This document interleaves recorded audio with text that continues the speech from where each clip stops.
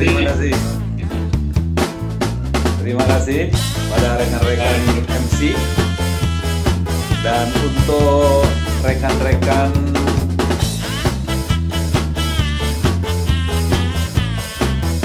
saya mengucapkan Assalamualaikum warahmatullahi wabarakatuh. Sore ini saya akan membagikan bagaimana komunikasi dengan warna ini agar bisa membantu rekan-rekan untuk menggunakan teknik komunikasi warna ini.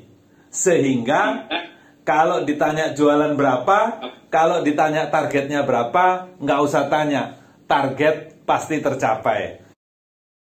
Apa benar kalau kita berkomunikasi itu hanya tergantung sama kata-kata saja? Kan ternyata tidak. Nada suara itu berperan hampir 40%. Jadi walaupun kita mengucapkan kata sayang, tapi kalau dengan nada yang keras, aku itu sayang sama kamu, itu artinya jadi berbeda. Jadi nada itu akan berpengaruh terhadap komunikasi kita. Apalagi bahasa tubuh.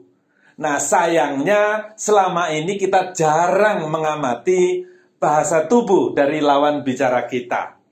Mari kita ingat lagi, anak-anak itu menggunakan bahasa komunikasinya, bahasa tubuhnya, itu spontan. Ini yang saya maksud dengan perilaku setengah sadar. Artinya gini, anak-anak itu melakukan respon saat berkomunikasi tanpa dipikir. Yaitu saya, ya kalau senang saya loncat-loncat, kalau sedih saya nangis. Ini sebetulnya, ini komunikasi yang natural, yang bisa dipakai saat ini.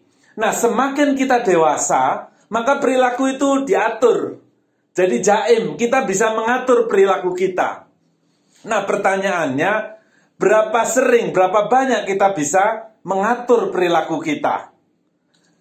Kalau saya tanya, bagaimana saya ini sebenarnya, maka jawaban yang akan disampaikan rekan-rekan nanti, itu adalah jawaban sadar. Persis seperti saat kita bercermin, kemudian mencoba menggambarkan diri kita sendiri. Jadi sebagian besar kita menggambarkan sesuai dengan yang kita inginkan. Bukan menggambarkan aslinya kita ini seperti apa. Nah, seperti gambar di cermin ini, seekor kucing kalau melukis dirinya sendiri dengan sadar, bisa-bisa yang digambar adalah harimau. Tapi kan sebetulnya dia kucing. Nah, perbedaan persepsi ini jadi mempengaruhi kita di dalam berkomunikasi.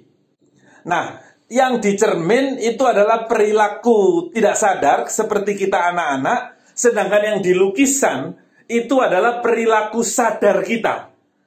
Nah, berapa banyak kita ini menggunakan perilaku sadar, itu ternyata hanya 5% saja. Sebagian besar kita bereaksi dan berperilaku itu setengah sadar atau less conscious.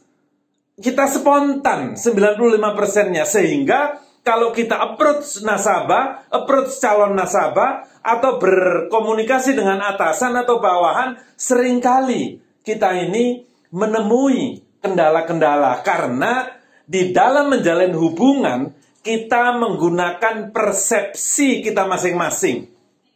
Jadi kalau kita nggak melihat secara utuh, maka seperti gambar di sini, gajah itu bisa dipersepsikan bermacam-macam. Ini kita dalam menjalin hubungan saat ini, sehingga kita bisa salah menduga nasabah atau calon nasabah kita, bahkan anak buah kita. Anak buah kita ini sebetulnya seperti apa? Itu kita berkomunikasi menggunakan persepsi. Nah, sehingga seringkali kita ketemu masalah semacam ini. Bendanya sama, topiknya sama, objektifnya sama, satu bilang 6, yang lain bilang 9. Coba, sekarang Bapak Ibu, rekan-rekan semua, kasih saya satu jawaban yang enak, bagaimana cara menyelesaikan situasi yang dihadapi oleh dua rekan kita ini. Bisa jadi, ya mudah Pak, yang sebelah kiri diminta jalan ke sebelah kanan saja.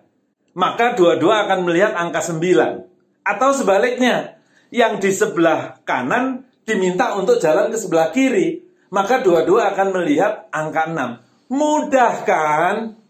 Tapi mengapa di banyak situasi dua seorang sahabat kita ini tidak mau pindah?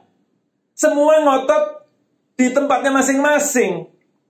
Semua berdiri di tempatnya masing-masing sehingga yang seharusnya bisa diselesaikan jadi sulit. Kenapa ini?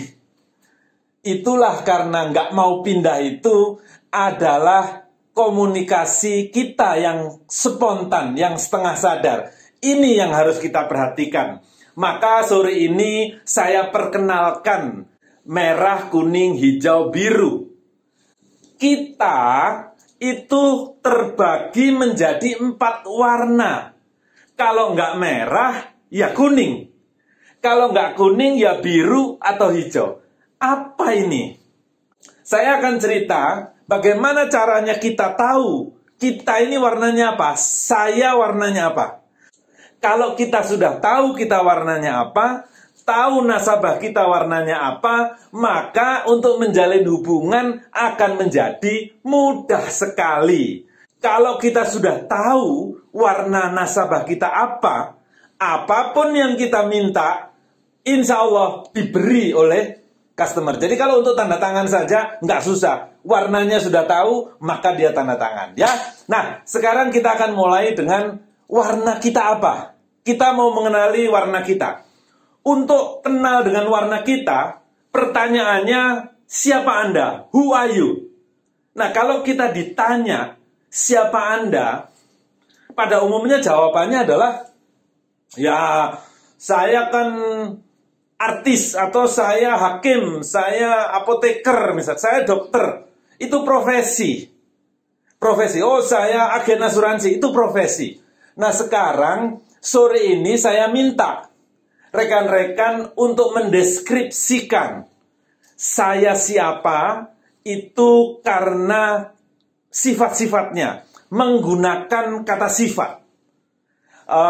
Kalau Anwar itu Anwar ceria. Apa ini merah, kuning, hijau, biru? Tolong disimpan kertas yang kecilnya. Sekarang saya akan ceritakan. Untuk rekan-rekan yang merasa dirinya ini pasti langsung terus terang, to the point, blak-blakan, tanpa tedeng-aling-aling. Ini adalah mereka-mereka yang punya warna merah.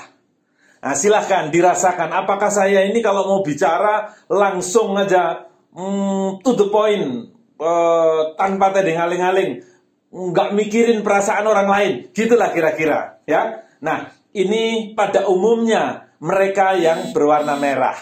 Sedangkan kawan-kawan yang di warna kuning itu selalu merasa bahwa dirinya adalah ceria, aktif, kemudian optimis, dan tentunya yang kuning ini senang kalau disuruh cerita, banyak cerita. Cerita ngalor ngidul nggak ada habisnya. Itu pada umumnya kita yang berwarna kuning.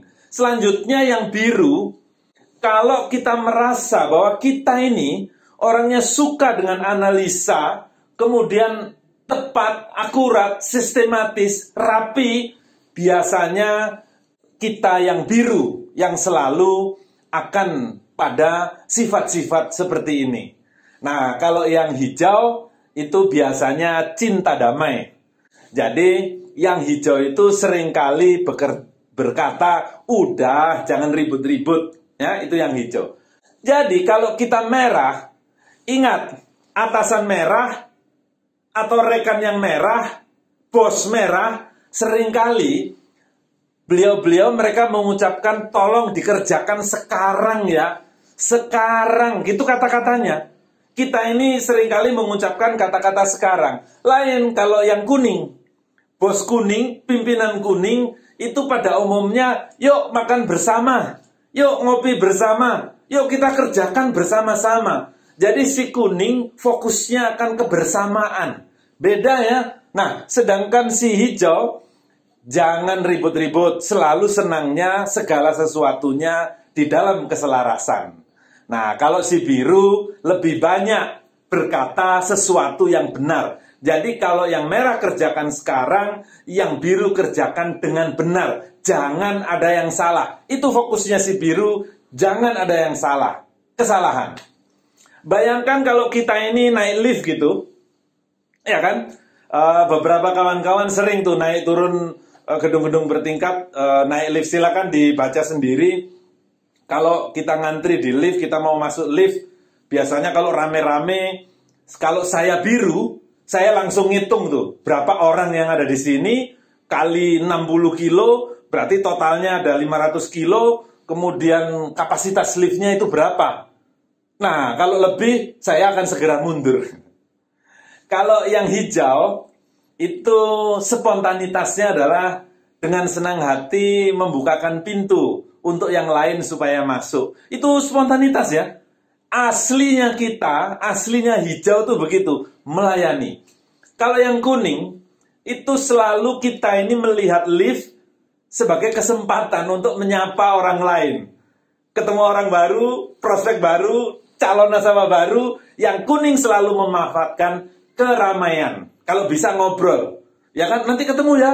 Nanti break, jam 3 kita ngopi di bawah. Bahkan kadang-kadang sampai pintu liftnya ditahan. Kalau yang merah beda. Yang merah, oh Bapak mau masuk ya? Saya mau masuk. Kelihatannya mencetin lift buka pintu. Tapi ternyata tutup pintu. Oh sorry sudah naik. Nah, itu responnya si merah. Silakan nanti dirasakan sendiri ya. Nah, ini adalah ritme, kebiasaan yang dilakukan tanpa sadar, ya, yang dilakukan tanpa sadar. Jadi ini spontanitas, inilah aslinya kita. Maka sekarang kita harus mulai bisa merasakan, sebetulnya saya warna yang mana. Merah itu selalu bicara logika, kuning bicara prasangka, hijau rasa, dan biru fakta. Apa maksudnya? Kalau saya merah, asalkan logis, masuk logika saya setuju. Jadi sama, nasabah juga begitu. Kalau nasabah kita merah, kita menjelaskan dengan logika, masuk logika, tanda tangan dia. Kalau nasabahnya biru, asalkan sesuai dengan fakta-fakta yang ada, bukti-bukti yang ada, tanda tangan dia. Nah, kalau hijau, tanya dulu. Bagaimana perasaan ibu saat ini? Kalau saya rasanya senang, perasaan saya baik, maka saya tanda tangan. Ya kan? Nah, si kuning bagaimana? Prasangka itu adanya di depan sana. Bisa prasangka jelek, bisa prasangka bagus. Tapi kita bicarakan yang bagus. Artinya, bagi si kuning, kalau asalkan itu cerita tentang masa depan, nanti benefitnya sana di sana, maka kuning tanda tangan. Itu yang dimaksud merah logika, kuning prasangka, hijau rasa, dan biru fakta. Yang mana saya?